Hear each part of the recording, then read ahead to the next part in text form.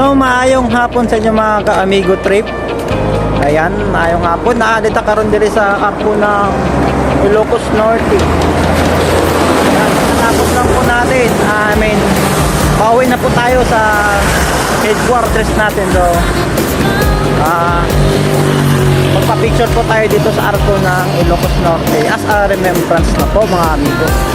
Minsan lang naman tayo makabiyahe dito. So, mag-picture muna tayo dito bago tayo alis. So, balitan natin mga amigo. May bagyo ngayon. So, mag-iingat po tayo sa mga biyahe natin. Ilocos Norte.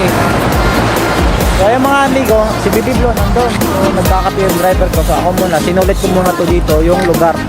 Itong lugar na to, yung sikat na arko ng Ilocos Norte. Ayan.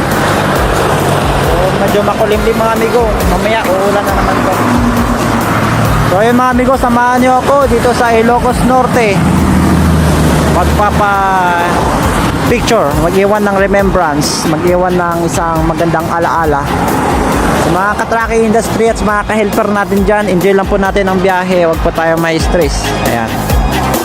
Ingat po tayo sa ating mga biyahe ha. Ayan o. Bye bye.